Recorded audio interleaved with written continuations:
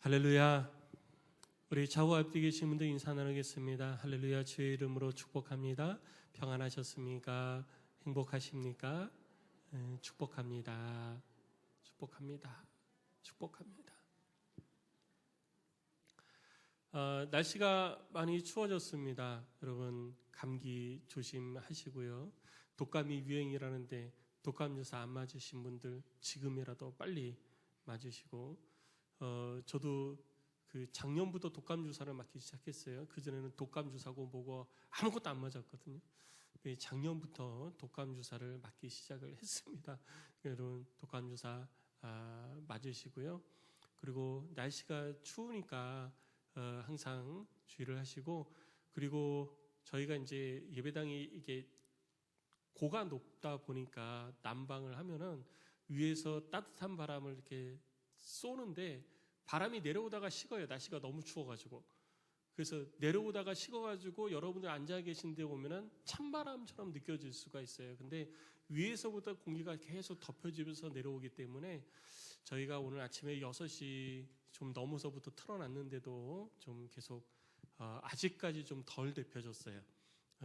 좀 많이 데펴져야 되는데 조금 춥더라도 말씀에 좀 집중을 해보시기를 바랍니다.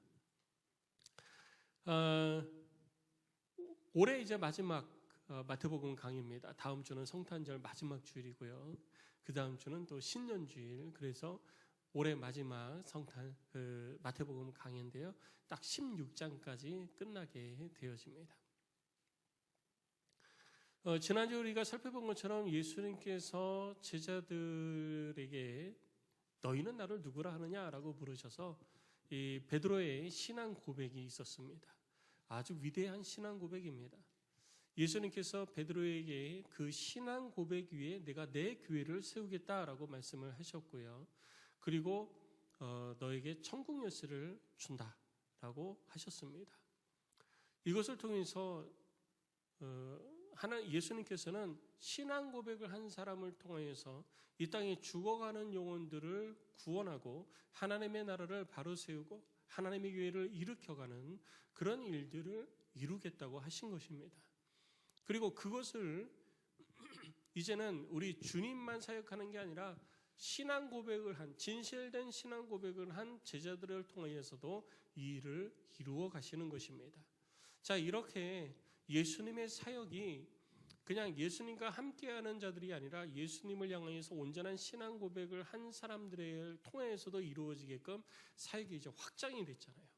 사역이 확장이 되어지고 나서 변화가 오기 시작을 합니다. 오늘 보면 21절 말씀을 보면은 우리 성경이 이렇게 기록합니다. 이때로부터라는 거예요. 이때로부터라는 것은 분위기의 전환 혹은 시간의 전환, 상황의 전환, 무엇인가 큰 의미의 전환점이 되어질 때 표현을 하는 것을 우리가 이때로부터라고 표현을 합니다. 성경에는 이때로부터라는 표현이 2번이 나옵니다. 첫 번째 나온 것이 마태복음 4장 17절이에요. 예수님께서 이 땅에서 삶을 사시다가 광야에서 사단으로 40일 금식하시고 사단의 시험에서 이기시고 난 이후에 세례 요한으로부터 세례를 받고 나서 그리고 사단의 그 모든 이 시험을 다 이기고 나서 우리 주님께서 하신 말씀이 뭐냐면 이때로부터 예수께서 비로소 전파에 이르시되 회개하라 천국이 가까웠느니라 라고 선포하시기 시작한 거예요. 세례 요한으로부터 세례를 받고 광야에서의 모든 금식하며 기도하며 사단의 시험에서도 이기는 그 모든 일들을 마치고 나서야 비로소 예수님께서는 공생애를 시작하시는 것입니다. 이 땅에서 하나님의 뜻을 이루어가기 시작을 하셨어요. 아주 구체적으로 하나님의 일들을 드러내기 시작하신 것입니다. 그래서 마태복음 4장 17절에 이때로부터라고 하나의 큰 전환점을 우리 가운데 제시를 해주고 있는 것입니다. 그리고 두 번째 전환점이 바로 오늘 본문에 나오는 마태복음 16장 21절입니다. 마태복음 16장 21절에서도 이때로부터라고 기록하고 있습니다. 그럼 이때로부터 예수님은 무엇을 하셨느냐? 오늘 본문의 말씀에 기록되어져 있는 것처럼 이때로부터 예수님께서 자기가 예루살렘에 올라가 장로들과 대제사장들과 서기관들에게 많은 고난을 받고 죽임을 당하고 제3일에 살아나야 할 것을 제자들에게 비로소 나타내시기 시작한 거예요. 그 전에는 예수님께서 구체적으로 드러내신 적이 없습니다. 물론 그 전에도 예수님께서 너희들에게, 여러분들에게, 또 이스라엘 백성들에게 드러낼 표적은 요나의 표적밖에 없다라는 말씀을 2번 하셨습니다. 그런 것들을 통해 가지고 예수님께서 이 땅에서 어떠한 일들을 이룰 것인지를 잠재적으로 나타내 보여주셨던 거예요. 그런데 이제까지는 조금 잠재적으로 혹은 비유를 들어서 말씀하셨던 것을 직접적으로 드러내기 시작을 하신 것입니다. 구체적으로 이제는 내가 내게 주어진 나의 십자가를 지고 갈 것이다 라고 말씀을 하신 거예요. 나는 나에게 주어진 십자가를 지고 갈 거니까 너희는 이제 나를 통해서 너희에게 주어진 새로운 지상명령, 새로운 너희들이 물려받은 그 권한과 사역을 이제는 너희가 이루어 가라. 그것이 뭐냐? 천국 열쇠를 너희들의 신앙 고백 위에 주었으니 신앙 고백 위에 교회를 세우고 천국 열쇠를 가지고 수많은 사람들을 내가 천국 복음을 선포해서 인도한 것처럼 너희도 이제는 인도를 해라. 나는 내 길을 가겠다라고 말씀을 하시는 것입니다. 주님의 길이 무엇입니까? 주님의 길은 이 땅에 오셔서 고난받으시고 죽으시고 그리고 부활하시는 것입니다. 이것을 통해서 이 땅의 죄 가운데 삶을 살아가고 있는 이들을 죄에서 구원해 주시는 그 놀라운 길을 열어주신 것입니다. 그래서 예수님께서는 이 일이 이루어질 것을 제자들에게 말씀하셨어요. 그랬더니 제자들 가운데 가장 대변인격 역할을 하고 그리고 성격 급한 베드로가 먼저 나서서 이야기를 합니다. 오늘 22절 말씀을 보니까 베드로가 이렇게 얘기해요. 예수를 붙들었대요. 예수님을 붙들고 항변하여 이르되 주여 그리 마옵소서. 이 일이 결코 주께 미치지 아니하리이다 라고 말을 합니다. 오늘 본문에 보니까 베드로가 예수님을 붙들었어요. 붙들고 항변을 한다고 합니다. 여러분, 항변이라고 표현은 되어져 있는데 이거는 굉장히 부드럽게 번역을 한 거예요. 성경 원문에는 항변이라고 혹은 항의 이렇게 되어 있지 않습니다. 성경의 원어에 보면은요, 질책으로 되어져 있어요. 베드로가 예수님을 질책한 거예요. 질책은 누가 누구에게 합니까? 지위가 높은 사람이 지위가 낮은 사람한테 하는 겁니다. 권위를 가진 사람이 권위를 갖지 않은 사람에게 하는 것이 질책이에요. 그런데 오늘 베드로가 예수님께 한 이 말을 성경 본문에서는 이것을 질책했다라고 표현하고 있습니다. 그러면 오늘 본문에 나타나 있는 이 말을 조금 더 직접적인 표현으로 하면은요, 이런 얘기예요. 예수님을 붙들고 예수님이 나는 이제 죽어야 된다. 죽었다가 다시 3일 만에 살아나야 된다. 이제 죽으러 갈 것이다. 그랬더니 예수님이 붙잡고 예수님 정신 차리세요. 어디 그런 얘기를 합니까? 그런 얘기를 하시는 거 아니에요. 말도 안 되는 얘기입니다. 하지 마세요. 이렇게 얘기한 거예요. 이해가 되세요? 예수님 어깨를 막 뒤어 흔들어가면서 어디 감히 그런 얘기를 하냐고. 그 말도 안 되는 얘기를 하시는 데가 어디냐고. 그런 얘기 하지 마세요. 그 말도 안 되는 얘기입니다. 있을 수 없는 얘기예요. 하지 마세요. 이렇게 얘기한 거예요. 조금 전에 베드로가 예수님을 향해서 뭐라고 고백했습니까? 주는 그리스도시요 살아계신 하나님의 아들입니다 라고 얘기했습니다. 주는 그리스도시요라고 한 것은 하나님으로부터 기름 부음 받은 자라는 거예요. 예수님의 권위가 사람으로부터 온 것이 아니라 하늘로부터, 우리 하나님으로부터 온 것임을 인정하는 고백이었어요. 주의 성령의 감동을 따라 그 고백을 우리 주님께 온전히 드려줬던 거예요. 그리고 그렇게 주님을 나의 왕으로 인정하기 때문에 내가 그분의 말씀에 순종하겠습니다. 내가 그분을 나의 왕으로 모셔드리고 내 인생의 주인으로 삼겠습니다. 그랬습니다. 그런데 주님이 하시는 말이 자기 마음에 안 맞자 예수님의 어깨를 잡아 흔들고 몸을 붙들고서 막 뒤 흔들면서 얘기하는 거예요. 막 질책하는 거예요. 어떻게 감히 그런 얘기를 할 수 있냐고. 앞에하고 뒤하고 안 맞죠. 베드로의 이런 행동이 맞지를 않습니다. 그때 예수님께서 그 베드로를 향해서 이렇게 말씀하십니다. 예수께서 돌이키시며 베드로에게 이르시되 사탄아 내 뒤로 물러가라. 너는 나를 넘어지게 하는 자로다. 네가 하나님의 일을 생각하지 아니하고 도리어 사람의 일을 생각하는도다 하시고. 베드로가 왜 그런 행동을 했고 그러니까 예수님을 붙들었냐는 거죠. 베드로가 왜 그렇게 예수님을 붙들고 그리고 그렇게 항변이 아니라 질책을 하는 그런 모습을 나타내 보였을까요? 그것은 예수님께서 하신 말씀이 자기의 생각과 맞지 않았기 때문이에요. 당시 유대인들은요, 구세주, 메시아가 이 땅에 오시면 경제적인 어려움에서 우리가 해방을 받고 경제적인 부흥을 이루고 정치적인 압제에서 노임을 받고 종교적으로는 유대교가 이 땅을 다스리는 그런 새로운 세상을 건설하게 될 것이다 라고 생각을 했었습니다. 그리고 예수님이 오셨어요. 그리고 예수님이 오셔서 예수님이 지금까지 하신 말씀은 하나님의 뜻을 내가 이루러 이 땅에 왔다라고 말씀하셨습니다. 그리고 성경에 기록된 대로 수많은 자들을 고쳐주셨어요. 눈먼 자를 보게 하시고 말 못한 자를 말하게 하시고 앉은 뱅이를 일으키시고 수많은 사람들에게 천국 복음을 전파하시면서 하나님께서 우리들 가운데 주신 그 율법의 본래의 의미와 그리고 영원한 나라 천국에 대한 소망을 이스라엘 백성들에게 다 가르쳐 주셨습니다. 그리고 그 곁에는 항상 제자들이 함께 있습니다. 제자들의 눈에 볼 때에도 예수님은 하나님의 아들이에요. 위대하신 하나님의 아들이에요. 그가 말씀하시는 것이나 그가 하시는 모든 기사와 표적들은 이 땅에 그 어느 누구도 흉내도 낼 수 없고 따라할 수도 없는 정말 하나님으로부터 온 그 권위가 예수님을 통해서 나타남을 제자들은 본 거예요.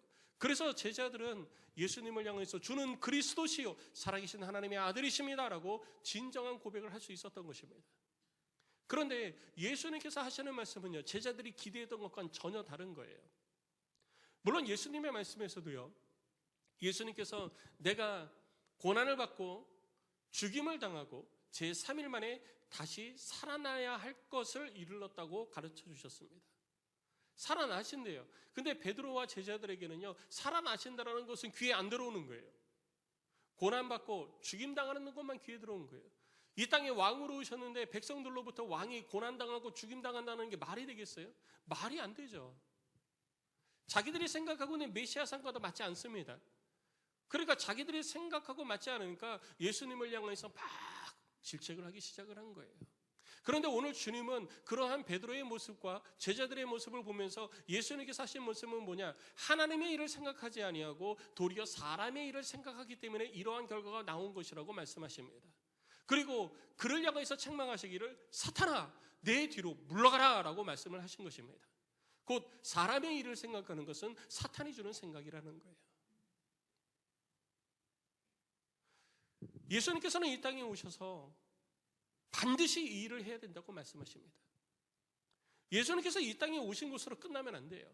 예수님은 죽으셨다가 다시 살아나셔서 구원의 완성을 이루셔야 되는 것입니다. 십자가의 승리를 우리 가운데 보여주셔야 되는 것입니다. 우리 가운데 이 일을 이루어 주셔야 되는 거예요. 이것은 우리를 향하신 하나님의 뜻입니다. 반드시 이루어야 될 거예요. 그런데 베드로는 뭐라고 그러냐? 결코 그래서는 안 된다는 거예요. 절대로 그래서는 안 된다는 거예요. 하나님은 예수님은 하나님의 일을 반드시 이루어야 되는데 베드로는 절대로 그렇게 해서는 안 됩니다라고 하는 겁니다. 갈등이 붙이기 시작한 거죠. 하나님의 일과 사람의 일은요, 늘 이런 갈등의 연속입니다. 신앙에는 그래서 회색지대가 없다라고 제가 말씀을 드립니다. 결코 신앙에는 회색지대가 없어요. 하나님의 일이 아니면 사람의 일입니다. 하나님의 일도 아니고 사람의 일도 아닌 그 중간 어딘가 존재하는 그런 안전지대 같은 구역은 없습니다. 하나님의 일이 아니면 사람의 일이고 사람의 일은 하나님의 일에 반하는 것이고 하나님의 일에 반하는 것이기에 그것은 사탄이 가져다주는 생각이요 사탄이 주장하는 일인 것입니다. 육체의 소욕을 따라가고 육신의 피로를 따라 삶을 살아가는 것, 우리들의 안녕과 이 땅에서의 행복과 이 땅에서의 만족을 위하여서 삶을 살아가는 그 모든 것들은 사람의 일이요 사탄이 가져다주는 것이라고 우리 주님은 가르쳐주고 있는 것입니다. 사람의 일을 먼저 생각할 때 하나님의 일은 생각이 안 나는 거예요. 내가 예수 그리스도를 주로 고백했다고요? 그래서 내가 하나님의 뜻을 이루어 간다고요? 그래서 내가 하나님의 뜻대로 삶을 살아간다고요? 늘 언제나 하나님의 뜻 가운데 삶을 살아간다고요? 어떻게 그렇게 자신할 수가 있겠습니까? 이 위대한 신앙 고백을 한 베드로도요, 며칠이 지나고 몇 달이 지나고 몇 년이 지나서 예수님의 말씀에 반감을 갖는 것이 아니라 오늘 그 자리에서 이 말을 예수님께 하고 있는 것입니다.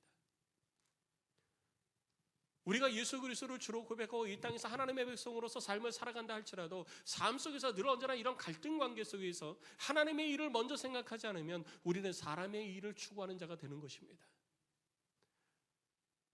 나는 사람의 일을 추구하는 건 아니에요. 그냥 주님의 말씀에 온전히 순종하지 못하는 것뿐이에요. 나는 내 만족을 위해서 삶을 살아가는 건 아니에요. 단지 주님의 말씀대로 못하는 것뿐이에요. 이것은 우리들의 핑계입니다. 우리들 자신이 하나님의 뜻대로 삶을 살아가지 못하는 것에 대해서 주님께 하는 우리들의 핑계일 뿐이에요. 오늘 성경을 통해서 우리들 가운데 아주 분명하게 드러내는 것은 하나님의 일을 생각하지 않은 자는 사람의 일을 생각하는 것이고, 사람의 일을 생각하는 것은 사단이 넣어준 생각이고, 그래서 우리는 하나님의 뜻에 순종하지 않는 것이 곧 사탄의 꾀임에 넘어가는 것임을 예수님은 아주 분명하게 가르쳐주고 있는 것입니다. 성도 여러분, 사탄의 꾀임에 넘어가지 마시기 바랍니다.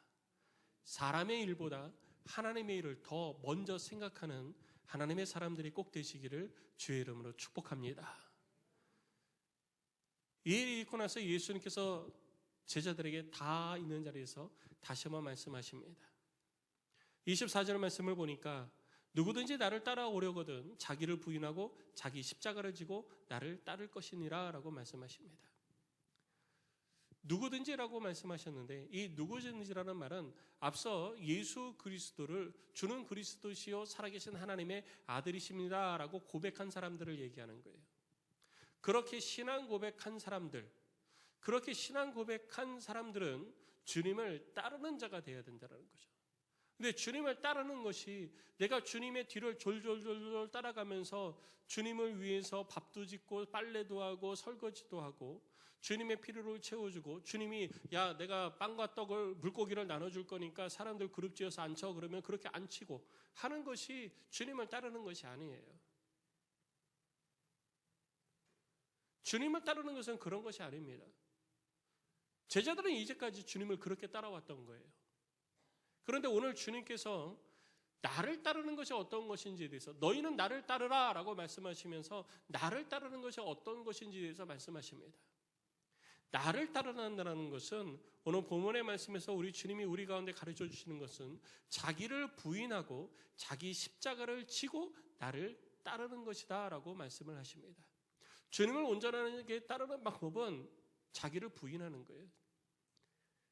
자기 자신의 유익을 추구하지 않는 것입니다. 내가 주가 되지 않는 거예요. 그리고 자기 십자가를 지고 주님을 따라야 되는 것입니다. 언제 주님을 따르죠? 지금 주님을 따라가고 계십니까? 아니면 주님을 안 따라가고 계십니까? 예수 그리스도를 주로 고백한 이후에 한순간도 주님을 따라가지 않는 순간이 있어야 될까요? 아닙니다. 우리가 예수 그리스도를 향해서 주는 그리스도시요 살아계신 하나님의 아들이십니다라고 한 그 신앙 고백을 한순간부터 우리는 계속해서 주님을 따르는 자입니다. 그러면 자기를 부인하고 자기 십자가를 지고 가는 것은 언제 가야 됩니까? 주님을 나의 구조로 고백한 그 순간부터 이 땅에서 생명이 끝날 때까지 우리는 계속해서 그렇게 살아야 되는 것입니다. 계속해서 나 자신을 부인해야 되는 거예요. 계속해서 내 십자가를 지고 가야 되는 것입니다. 상황이 다르고 환경이 바뀌었다고 잠시 잠깐 주님 눈 감아주세요 라고 하는 게 아니라는 거죠. 잠시 잠깐 내 십자가를 내려놓는 것이 아닙니다. 계속 지속적으로 따라가야 되는 것을 말하고 있습니다. 그리고 25절에 누구든지 제 목숨을 구원하고자 하면 잃을 것이요 누구든지 나를 위하여 제 목숨을 잃으면 찾으리라 라고 말씀하십니다. 이 땅에서 우리들이 원하는 것, 바라는 것, 소망하는 것 그것을 추구하면요, 결국 그 모든 것들을 잃어버리게 될 것이더라고 주님이 말씀하십니다. 그렇지만 주님을 따르기 위해서 이 땅에서 우리들이 바라고 소망하고 원하는 것들을 포기했을 때, 다른 사람들은 그것을 누리지만 나는 그것을 누리지 못하고 내가 그것을 포기하고 내가 그것을 위해서 삶을 사는 것보다 주를 위한 삶을 살아갈 때 우리 주님은 잃어버린 모든 것들을 너희들은 찾게 될 것이라고 말씀하고 있는 것입니다. 사람이 이 땅에서 다 모든 것을 얻고도 목숨을 잃어버리면 아무 소용이 없는 것이죠. 이 땅의 것 우리들이 죽으면 다 끝입니다. 그런데 영원한 나라 천국에 우리들이 쌓아두는 것, 그것은 우리가 영원토록 누릴 것이에요. 그래서 우리는 땅의 보물을 쌓는 것이 아니라 하늘의 보물을 쌓는 자가 되어야 되는 것입니다. 이것은 이미 마태복음 5장, 6장, 7장에서 예수님께서 산상수훈을 통해서 우리 가운데 말씀해 주시고 약속해 주신 거예요. 그리고 제자들에게 27절의 말씀처럼 예수님께서는 다시 주님의 말씀에 대해서 확증을 시켜주는 거예요. 예수님께서 이렇게 말씀하셔도 제자들은 그럴 거 아니에요. 또 우리들도 그러잖아요. 진짜 그럴까? 진짜 주님이 그렇게 해 주실까? 그냥 우리 기분 좋으라고 하시는 말씀 아닐까?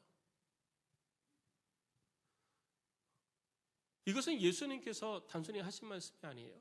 이미 예수님께서 오늘 본문의 26절 말씀에 기록하고 있는 것처럼 27절에 기록하고 27절에 있는 것처럼 인자가 아버지의 영광으로 그 천사들과 함께 오리니 그때 각 사람들이 행한 대로 갚으리라. 우리 주님이 갚아주신다고 하셨습니다. 그런데 이것은 우리 기분적으로 하시는 말씀이 아니에요. 예수님만 하신 말씀이 아니라는 거죠. 이것은 우리를 향하신 하나님의 뜻이요 하나님의 계획인 것입니다. 시편 말씀을 보면 시편에 보면 다윗의 입술을 통해서 우리의 하나님께서 이렇게 말씀하게 노래하게 하셨습니다.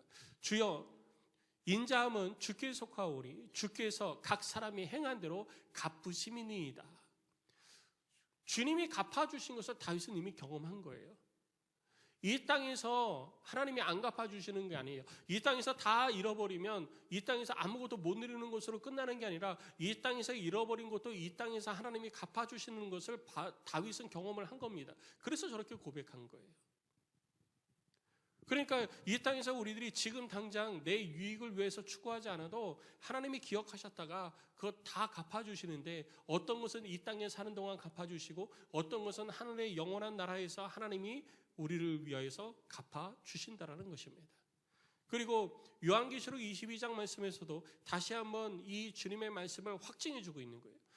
계시록 22장 12절 말씀을 보면 이렇게 기록하고 있잖아요. 보라 내가 속히 오리니 내가 줄 상이 내게 있어 각 사람에게 그가 행한 대로 갚아주리라. 주님은 우리가 이 땅에서 행한 대로 갚아줄 것을 다시 한번 이렇게 약속해 주셨고 확증해 주신 것입니다. 성도 여러분, 무엇을 위해서 살기를 원하십니까? 또 무엇을 위해서 살고 계십니까? 우리들의 삶 가운데 주님을 따른다라는 것은 어느 한순간에 되어지는 것이 아니라 내가 예수 그리스도를 주로 영접한 그 순간부터 주님 오시는 날까지 내 생명이 다하는 날까지 우리들의 삶은 계속해서 그렇게 살아야 되는 것입니다. 자기를 부인하고 자기 십자가를 지고 주님을 따르는 삶, 이것이 바로 하나님의 백성의 진정한 삶의 모습인 것입니다. 그리고 이것은 28절에 되어져 있는 것처럼 진실로 너희에게 이르노니 여기 서 있는 사람 중에 죽기 전에 인자가 그 왕권을 가지고 오는 것을 볼 자도 있느니라 라고 말씀을 하셨습니다. 그리고 이 말씀하신 것처럼 변화산 사건을 통해서 베드로와 요한과 야고보는 예수님께서 영광의 모습을 가지고 그들 가운데 나타나신 것을 실제로 눈으로 보게 되어진 거예요. 그것처럼 우리들 가운데 주님이 주시는 약속은요, 이 땅에서 우리들 가운데 베풀어 주시는 것도 있고 영원나라 천국에서 하나님께서 우리들 가운데 베풀어 주실 것도 있다라는 거예요. 그러니 여러분, 지금 내 눈앞에 보이는 것을 가지고 일희일비하지 마시고요, 주님의 말씀에 귀를 기울이면서 우리 주님께서 갚아주실 것들을 바라보고 소망하시면서 이 땅에서 하나님의 말씀을 따라 삶을 살아가는 하나님의 사람들이 되시기를 주의 이름으로 축복합니다. 이 모든 것들의 시작은요, 예수 그리스도를 주로 고백하는 신앙 고백에서 시작하는 거예요. 베드로가 그렇게 신앙 고백을 했기 때문에 그 위에 예수님께서 교회를 세우신다 하셨고 천국 열쇠를 베드로에게 주신 거예요. 그리고 천국 열쇠를 받고 우리 주님이 이루었던 사역을 이루어가기 시작하는 그 권위가 주어지자 우리 주님은 이제 마지막 길을 걸어가게 되셨던 것입니다. 그럼 우리는 이 땅에서 어떻게 살아야 되느냐? 우리 주님이 맡겨주신 삶, 내 신앙 고백 위에 하나님의 교회를 든든히 세워가면서 내게 주어진 천국 열쇠를 가지고 수많은 사람들을 하나님께로 인도하는 삶을 살아야 되는 것입니다. 그것이 주님을 따르는 삶을 사는 자의 모습인 것입니다. 나폴레옹만 나를 따르라 한 게 아니에요. 우리 주님도 우리를 향해서 나를 따르라 할 것입니다. 나폴레옹보다 먼저 하셨어요. 그러니까 우리는 원조의 말을 들어야 돼요. 나폴레옹을 따라가는 게 아니라 원조 대신 주님의 말씀을 따라가야 되는 것입니다. 나를 따르라 했으니까 주님을 따라가야 되는 거예요. 쫄래쫄래 따라가면서 주님 뭐 필요한 거 없으세요? 밥 질까요? 빨리 할까요? 뭐 사올까요? 이게 아니고요. 우리 주님이 하셨던 그 일들을 내가 그 뒤를 따라가서 계속해서 그 일들을 이루어가야 되는 것입니다. 그럼 그런 삶을 살아가는 우리에게 오늘 본문을 통해서 우리 가운데 주시는 교훈은 무엇일까요? 오늘 그 교훈을 교훈 중에 두 가지를 함께 살펴보기를 원하는 것입니다. 먼저 첫 번째는 주님의 뜻에 온전히 마음을 두고 순종하는 자가 되어야 되는 것입니다. 베드로가 예수님을 향해서 신앙 고백했습니다. 신앙 고백 안 한 사람이 아니에요. 신앙 고백을 했다고 해서 모든 것이 하나님의 뜻에 합하게 변하는 것은 아닙니다. 제가 말씀드리죠. 가끔 우리는요, 내가 교회를 다니고 내가 신앙 고백을 하고 내가 주님의 자녀가 되고 내가 천국에 대한 구원의 확신과 천국에 대한 소망이 있으면 내 삶이 다 잘 되어지는 것 같고 내가 신앙이 막 자라는 것 같고 내가 하나님의 거룩한 백성이 되어서 교회의 지도자가 되고 막 이렇게 될 것 같죠. 아니요, 절대 그러지 않습니다. 내가 예수 그리스도를 주로 고백했다고 해서 사단의 유혹이 끊어지는 게 아니에요. 끊임없이 사단의 유혹은 있습니다. 오늘 본문에서도 그러잖아요. 베드로가 그렇게 위대한 신앙 고백을 하고 예수님께서 그 베드로의 신앙 고백을 그렇게 칭찬하셨는데도 하나님의 온전한 신의 뜻이 딱 선포되어지자마자 그것이 베드로 자기의 생각과 딱 다르니까 바로 반기를 들잖아요.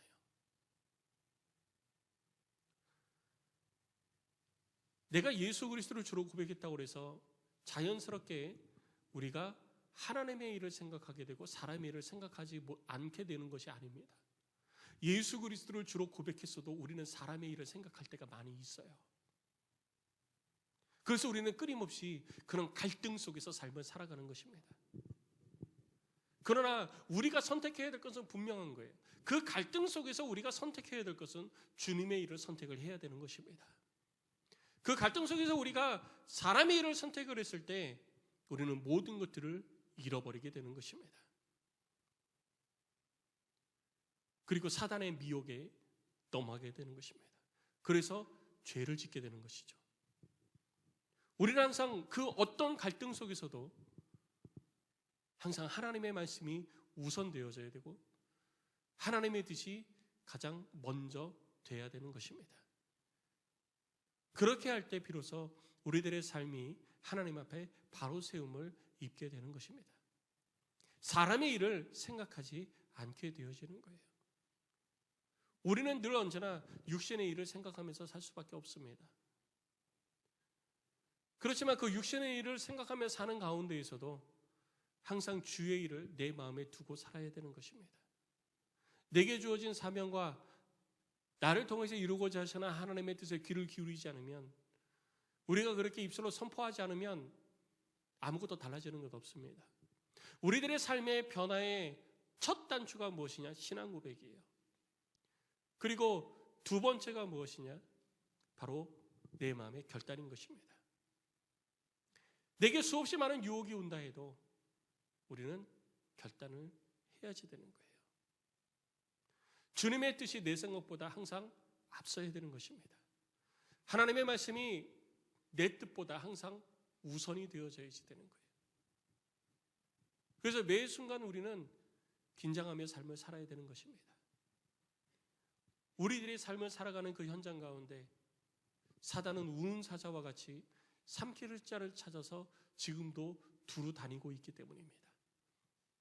그래서 저는 가끔 신앙생활에 대해서 외줄타기라고 표현을 해드립니다. 저기 저 멀리 있는 목적지를 향해서 내가 가야 됩니다. 우리 주님은 겁내지 말고 목적지를 향해서 똑바로 걸어와라. 내가 너를 기다리고 있겠다. 힘들고 어려울 때 내가 너를 붙잡아 주겠다. 그러니까 걱정 말고 걸어와라. 외줄 타고 걸어가다 보면 이리 흔들리고 저리 흔들릴 때가 있습니다. 중심을 잡기 위해서 외줄을 타고 건너는 사람은 팔을 벌리거나 아니면 부채를 들거나 아니면 봉을 잡게 되어집니다. 외줄 위에서, 인생의 외줄 위에서 봉을, 그 중심을 잡는 것이 하나님의 말씀이에요. 하나님의 말씀으로 우리는 인생의 외줄 위에서 중심을 잡고 천국을 향해서 나아가는 것입니다. 그런데 우리가 그 봉을 가지고, 그 부채를 가지고, 그 벌린 팔을 가지고 중심을 제대로 못 잡을 때 이리 흔들리고 저리 흔들리고 하게 되고 결국 거기서 떨어지기도 하는 것입니다. 끊임없이 사탄은 우리를 떨어뜨리기 위해서 노력하고 있는 거예요. 한순간이라도 우리가 까딱 잘못 생각하고 또 한순간 중심을 잃는 그 순간 우리 발은 땅으로 떨어지게 되는 것입니다. 그래서 매 순간 우리는 긴장하면서 삶을 살아야지 돼요. 그리고 두 번째, 우리 가운데 가르침을 주시는 우리 주님의 두 번째 말씀은 주님을 따라가고자 하는 자는, 곧 예수 그리스도를 주로 고백한 자들의 삶은 자기를 부인하고 자기 십자가를 지는 삶이라는 것입니다. 그렇게 하지 않고서는 주님을 따라갈 수 없다라는 거예요. 자기를 부인하는 게 무엇일까요? 나는 내가 아니야. 나는 주님의 것이야. 여러분, 이게 자기를 부정하는 것일까요? 부인하는 것일까요? 부정과 부인은 조금 다른 의미를 가지고 있습니다. 부정은 나 자신의 존재 자체를 인정하지 않는 거예요. 부인은 뭐냐면 내가 삶을 살아가는 부분들에 있어서 나의 주장을 인정하지 않는 것입니다. 그러니까 나는 이 땅에서 삶을 살아가지만 내가 주장하는 것을 내가 주장하지 않고 살아가는 거예요. 내가 주장하고 싶어요. 내가 고집하고 싶어요. 내가 원하는 것도 있어요. 나도 그렇게 살고 싶어요. 근데 그거 주장하지 않는 거예요. 그거 주장하지 않고 주님이 원하시는 뜻을 따라 삶을 살아가고자 하는 것이, 그것이 자기 자신을 부인하는 삶의 모습인 것입니다. 그래서 우리는 입술로 우리들의 삶의 방향을 다시 한번 재설정을 해야지 돼요. 이렇게 해. 네가 기쁘게 살아. 아니야, 나는 내가 기쁘게 사는 게 아니라 주님을 기쁘시게 하는 삶을 살 거야. 그렇게 하지 마. 너 편한 대로 해. 네가 즐거워하는 거 해. 아니야, 나는 내가 즐거운 게 아니라 우리 주님을 만족시키는 삶을 살 거야. 그것이라면 내가 그렇게 할 거야. 부모가 자녀를 위해서 혹은 사랑하는 사람을 위해서 자기의 수고와 자기의 노력을 감내하는 것은 너무나도 당연한 것입니다. 우리가 주님을 사랑한다 하고 우리가 주님께 마음을 두고 있다고 하는데 내가 나 자신을 부인하지 않으면 우리는 주님을 사랑하는 그 표현의 모습이 우리들의 삶 가운데서 결코 드러날 수가 없는 것입니다. 그래서 우리들의 삶 가운데 무엇이 우선순위에 올라 있느냐를 보면은 내가 주님을 얼마나 생각하고 얼마나 사랑하고 있는지를 알 수가 있는 거예요. 저도 매일매일 하루의 삶을 돌아봅니다. 한 20분 내지 30분 정도 제 하루의 삶을 돌아보면서 오늘 무슨 일이 있었지? 어저께 내가 계획한 대로 오늘 된 것이 있고 안 된 것은 뭐가 있지? 그리고 계획은 안 했는데 갑자기 되어진 건 뭐가 있지? 미처 계획하지 못한 것은 뭐가 있지? 제가 제 삶을 돌아봐요. 그리고 하루 내일은 또 어떻게 살아야 되겠다라고 계획을 세웁니다.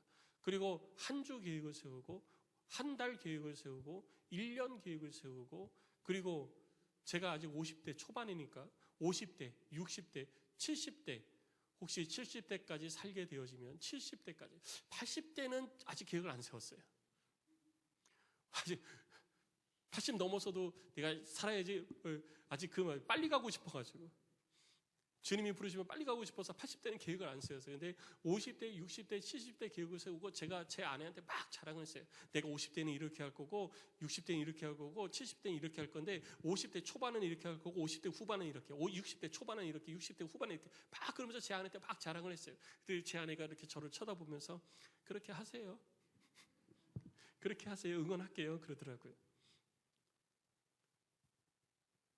막 그렇게 자랑했어요. 그리고 제가 이렇게 계획을 세울 때 제일 먼저 하는 게 뭐냐면요, 하루 24시간을 하나님께서 내게 주셨잖아요.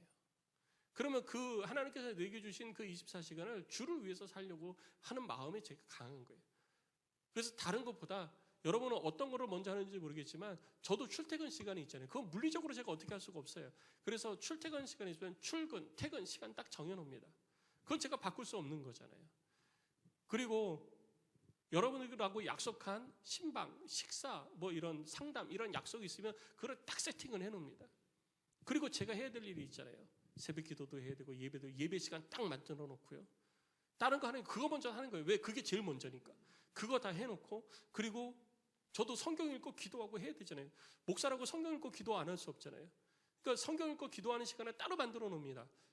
보통은 새벽 기도 끝나고 저희 성경을 읽어요. 아침 시간에 출근하기 전에. 그러니까 성경 읽고 기도하는 시간 따로 만들고 다 해요. 그런데 저도 제 아내에게는 남편이고 제 자녀에게는 아빠고, 그리고 사회에서도 제가 해야 될 역할들이 있습니다. 근데 그것은 그 다음이에요. 그 다음에 내게 주어진 시간을 요 시간은 내가 남편으로서, 요 시간은 내가 부모로서, 요 시간은 내가 자녀로서, 요 시간은 내가 사회의 일원으로서.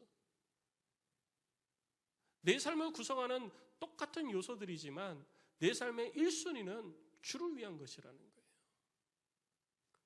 왜? 주님을 향해서 내가 그렇게 신앙 고백을 했기 때문에. 그리고 주님이 내 삶의 가장 우선순위이기 때문에. 물질도 마찬가지예요.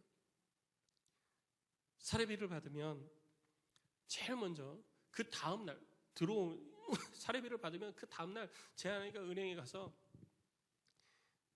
요즘은 사례비 월급 들어오면 이틀 지나면 잔고가 없잖아요. 잔고가 뭐야? 이렇게 물어보시더라고요. 저도 그래요. 잔고가 뭔데? 저도 그렇게 물어봐요. 근데 아내가 가서 은행에 가서 한 달 헌금을 다 뽑아옵니다. 11조 감사헌금. 한 달 이달에는 뭐가 있고, 이달에는 뭐가 있고, 이달에는 뭐가 있고, 이번 달 12월 달에는 성탄절이 있고, 월삭이 있고, 성찬이 있고, 그리고 무슨 모임이 있고, 이렇게 해서 헌금을 어떻게 주를 위한 것이니까 이거를 먼저. 그리고 그걸 탁 뽑아요. 그리고 그거는 안 써요. 그거는 이미 끝난 거예요. 헌금으로 다 담아가지고 구분을 해놓는 거예요. 그리고 나머지 것들 중에 뜻하지 않게 또 헌금을 드려야 될 일들이 많이 생겨요. 그래서 또 헌금을 드릴 거를 따로 구별해 놓고, 그리고 나머지를 가지고 다 사용을 하는 거예요. 생활비, 식비, 교육비, 이렇게 해서 쭉 사용을 하는 거죠. 내 삶에 가장 우선이 되는 것은 무엇이냐? 내 삶에 가장 우선이 되는 것은 오직 주님을 위한 것이에요. 나를 부인한다라는 것은요, 내가 추구하고자 하고 내가 원하는 거, 내가 하고 싶은 것을 안 하는 거예요. 나를 위한 것을 안 하는 거예요. 물론 나를 위한 것을 완전히 안 하고는 살 수 없어요. 그런 건강도 다 망가지고 삶이 무너지게 되어지죠. 그렇기 때문에 안 하는 것이 아니라 최소로 해가면서 주님을 위한 것이 항상 우선순위에 있는 삶. 그것이 한 달만 그렇게 사는 게 아니라 우리 주님 오시는 날까지 내가 주를 향하여서 신앙 고백을 했기 때문에, 주님이 나의 그리스도 되심을 내가 고백하고 나는 주님을 위하여서 삶을 살아가는 자가 되어졌기 때문에 내 생명이 다하는 날까지, 우리 주님 이 땅에 오시는 날까지 나는 그렇게 사는 것입니다. 그리고 우리 주님이 주님을 따르는 자에게 말씀하신 것 또 하나가 자기 십자가를 지고 가는 거예요. 우리들 모두가 각자의 십자가가 있습니다. 다른 사람이 못 져요. 그건 나만 져야지 되는 거예요. 장로는 장로의 십자가가 있고요. 권사는 권사의 십자가가 있고, 안수 집사는 안수 집사의 십자가가 있고, 집사는 집사의 십자가가 있고, 성도는 성도의 십자가가 있습니다. 부모는 부모의 십자가, 자녀는 자녀의 십자가가 있는 거예요. 내가 그 십자가를 지고 가야지 되는 거예요. 그런데 언제까지 그걸 해야 되느냐? 죽을 때까지 그 십자가 져야 되는 것입니다. 십자가 지다가 죽어야지 되는 거예요. 우리 주님 십자가 지시다가 죽으셨잖아요. 십자가 지시다가 죽으셨지만 우리 하나님께서 우리 주님을 다시 살리시고 하늘 영광 보좌에 앉혀주신 것입니다. 하늘의 모든 권세를 그 발 아래 두셨습니다. 그것처럼 우리도 십자가 지다 죽어야지 되는 거예요. 다른 사람 십자가 지다가 죽으면 안 돼요. 내 십자가 지다가 죽는 거예요. 우리 하나님이 우리를 너무 잘 아셔가지고 우리의 연약함도 우리의 부족함도 잘 아셔서 야, 너 다른 사람 십자가도 져 이렇게 말씀하지 않으셨습니다. 네 십자가 지라고 말씀하신 거예요. 다른 사람 것까지 못 져요. 내 것도 감당하기 힘든데 다른 사람 거를 어떻게 집니까? 네 십자가, 내가 감당해야 될 십자가, 교회 안에서 내가 감당해야 될 십자가, 가정 안에서 내가 감당해야 될 십자가, 그리스도인으로서 이 땅에서 삶을 살아가면서 감당해야 될 그 십자가, 내 십자가를 내가 지고 가야 되는 것입니다. 그렇게 할 때 우리들은 잃는 게 있잖아요. 다른 사람들은 먹고 즐기고 놀고 막 그렇게 사는데 우리는 시간도 주를 위해서 써야 되죠. 물질도 주를 위해서 써야 되죠. 모든 것들은 다 주님이 먼저 되어져야 되죠. 그럼 어떻게 보면은 손해보는 것 같아요. 어떻게 보면 손해보는 것 같고 어떻게 보면은 다른 사람들보다 못 누리는 것 같아요. 우리 주님이 우리에게 이렇게 약속하셨습니다. 나를 위해서 살다가 잃어버린 것들 너희들은 다 찾게 될 것이다. 우리 주님이 반드시 우리 가운데 채워주실 줄로 믿습니다. 우리 주님이 약속하신 거예요. 우리 주님의 약속은 반드시 이루어지는 것입니다. 우리 주님이 우리에게 주신 약속은 단 하나도 땅에 떨어지는 것이 없습니다. 질밟히는 것이 없습니다. 반드시 이루어지는 것입니다. 그리고 우리 주님이 그렇게 약속하셨기 때문에 우리는 그것을 믿는 것입니다. 성도 여러분, 주님을 바라보시고 주님을 따라가시기를 주의 이름으로 축복합니다. 내 삶에 우리 주님이 가장 항상 어떠한 상황에서도 내 생각이나 내 경험이나 내 지혜보다 더 우선순위가 되게 하시고 우리 주님의 말씀을 따라가서 아름다운 신앙의 열매를 풍성히 누리고 우리 주님이 마지막 때에 야, 내가 너한테 갚아줄 거 야, 이거 엄청 많다. 내가 너 이거 다 갚아줄게 해야지. 야, 내가 너 갚아줄게. 아무것도 없다. 너 다 누렸다. 나를 위해서 한 게 아무것도 없다. 그 수고가 아무것도 없다. 내가 너한테 갚아줄 게 아무것도 없다. 이런 어리석은 자가 되지 않는 우리 안동의 모든 성도들이 되시기를 주의 이름으로 축복합니다.